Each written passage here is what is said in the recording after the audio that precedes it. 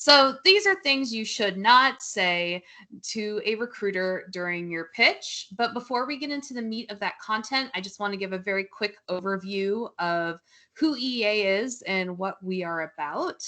So here at EA, we exist to inspire the world to play. As you can tell, like the world is inclusive, not just certain demographics. So when we think about EA as an overview, we are a global leader in the digital interactive entertainment industry, having produced over 400 games, including some that you may recognize, such as The Sims, Apex Legends, Need for Speed, and Battlefield, or under our EA Sports games such as Madden, FIFA, NHL, and UFC. And of course, we are really focused on our games and our content who can unite our players, playing on consoles or mobile devices and computers. So when we think about our commitment to our players and our community, we have a commitment to diversity. As I said, we exist to inspire the world to play, and we aim to do that by having a diverse and inclusive workforce that enables us to deliver the games and experiences that inspire and delight our diverse player community. So we invest in our internal and external initiatives that empower our employees, celebrate diversity, and actively foster inclusion. So then that ties directly into our values, which are creativity, pioneering, passion, determination, learning, and teamwork. So if you are going to want to talk to me, I'm going to hope that you have done some research on our values, our mission statement, and our beliefs as a company. So I've broken it up into a couple do's and don'ts. And the way that I frame the elevator pitch for a recruiter is 3 minutes. Typically, when you go through the interview process, you do a 15 to 20-minute screen with a recruiter. During that time in your elevator pitch, I'm going to want to learn a little bit more about you, what you're interested in, what you would like to do as a career. And then I'm going to tie it into the next parts of my conversation, which is why EA. So do your research on our company. Make sure that when you're talking to companies and organizations, that you've looked at their mission and values. Have they published any reports? So here at EA, we do the impact report. We do this yearly. This is a great opportunity to see if our company aligns with your personal mission and values. Have you used their products? Be prepared to answer that question. Why do you want to work here? It's not just like, oh, I need a job. It's more about, I see that this company is very involved in their community and I love volunteering. These are important to me and this is why I want to work there. And that ties into come prepared to what's important for you. I ask every single intern that I interview, what are your goals and priorities? So everyone has different goals and priorities for their opportunities.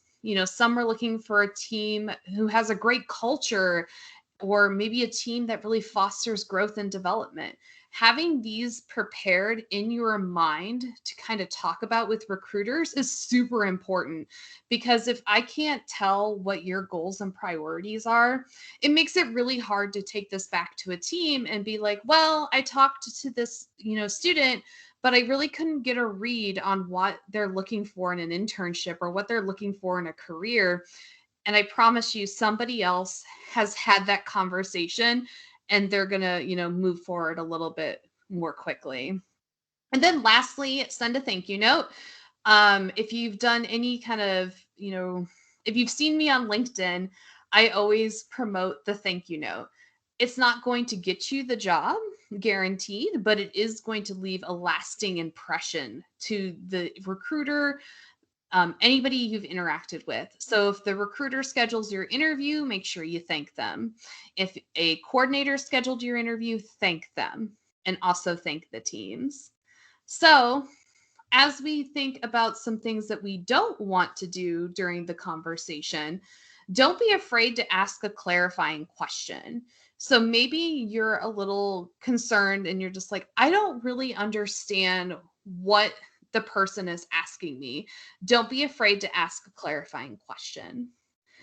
Don't confuse companies. It's okay if you are a Call of Duty player over Battlefield. Just make sure you know who you're talking to. So, I'm a huge Halo person, but EA doesn't make Halo. So it's okay to be like fans of our competitors. Just make sure you know who you're talking to. Don't speak ill of former opportunities.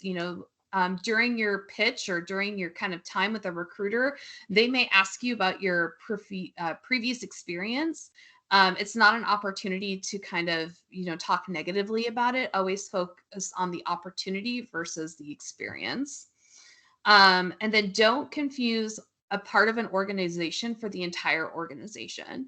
So if you're speaking to me and you're like, oh, I'm so excited to talk to EA Sports. Well, I might not be reaching out to you about EA Sports. So EA Sports and EA are two kind of different things. And then lastly, if things don't work out for one opportunity, don't rush the feedback. So maybe you go to a career fair and they give you feedback, take a moment to digest that and really think about the feedback. I've had many students reach out to me 20 minutes later being like, oh, I've considered your feedback and I'm ready to do another conversation. That's not really how feedback works in this situation. So just a couple of other tips about networking and LinkedIn reached outs when you're thinking about your elevator pitch. Make sure that when you're reaching out to recruiters or companies that, again, you get their names right. I've been called Michelle. I've been called Marcia. I've been called Stephanie. I've been called all sorts of different names. So as much as I always encourage having like a template that you edit or anything like that, make sure you've taken out those like bold all caps being like dear name, like take it out. Make sure that you're doing it specific and personal.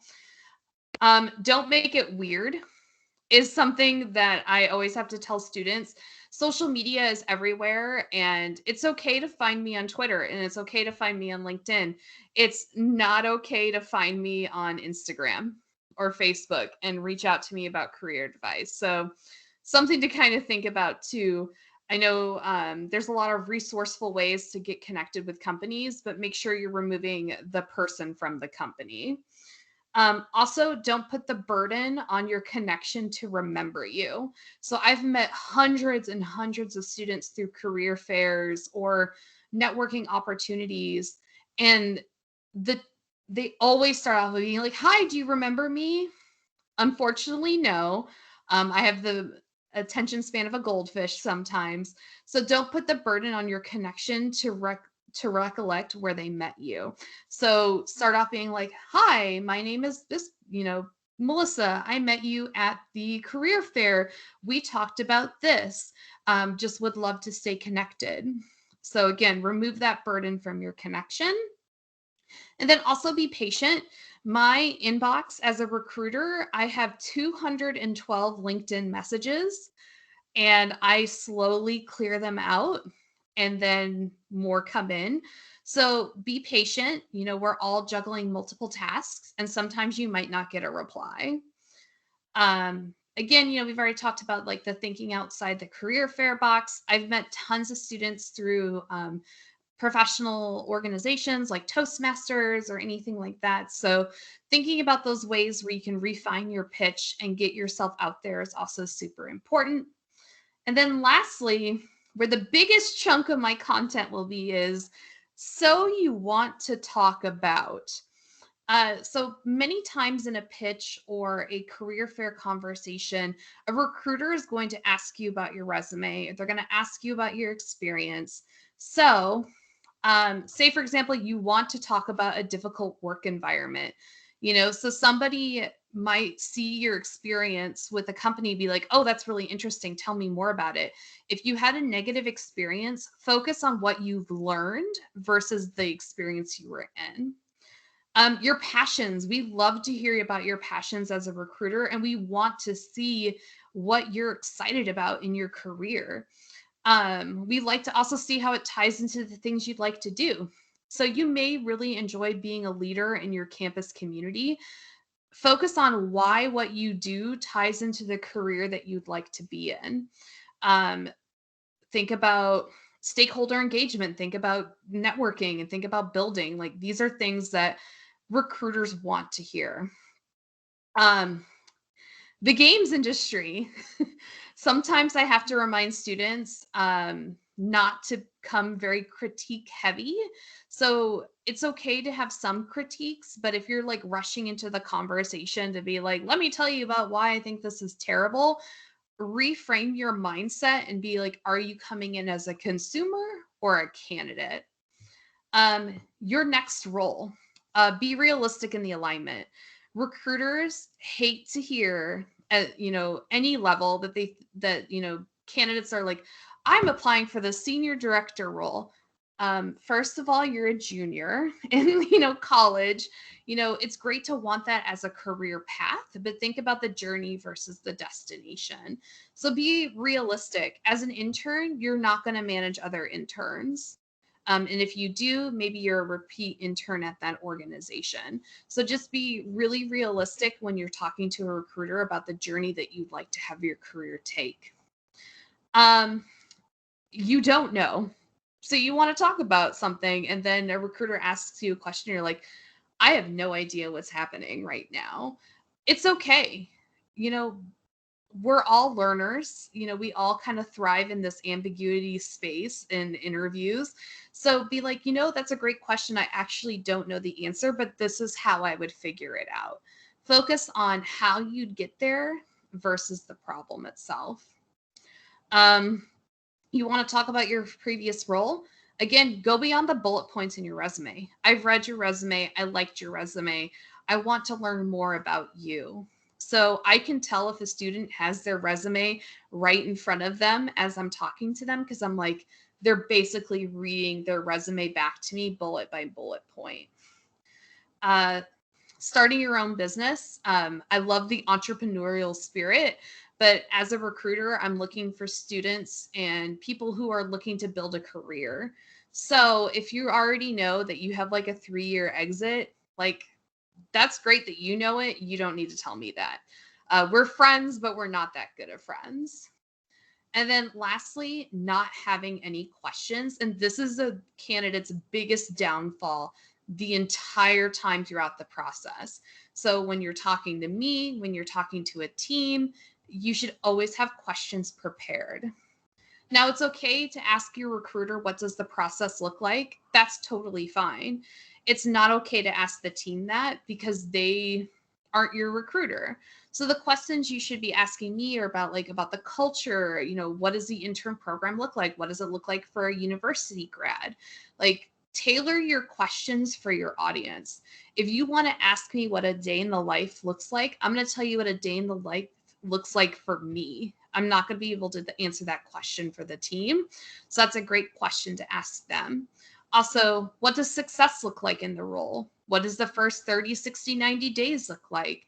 All of those kinds of questions are really great for the team and probably less great for the recruiter.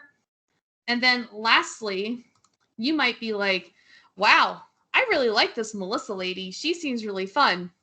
I am.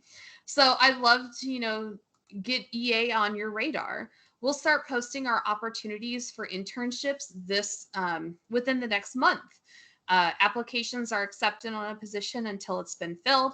So make sure you apply with the roles that best align with your career goals and skill sets. It's totally fine to apply to multiple opportunities. It's not fine if you're a psychology major applying for an engineering role and you don't have any engineering skills on your resume. We are looking for data analytics, software engineers, corporate functions, game design, marketing, and program and product management. Like I mentioned, our hiring process is you'd apply on the website, you'd talk to a recruiter on my team, you'd do a team interview, and then we go to offer. So all in, you're probably looking at a process that's about 3 to 6 weeks from time of application and first round conversation. Our start dates have already been determined. We have group 1 starting on May 23rd, 2022 to August 12th, and then the second group would start in mid-June. And then lastly, you might be like, what's in it for me? That's a great question. Besides working with me, I'm real fun. There's lots of perks. There's flexible hours. We're a creative environment. You get free games. You get to build a community with not only your team and your studio, but also our employee resource groups. And of course, as we think about our interns and our recent college grads, we really want to focus on that development. You're here to learn, you're here to experience our culture and our community. So for 12 weeks, we really like to ensure that you've learned the most that you can. So thank you very much.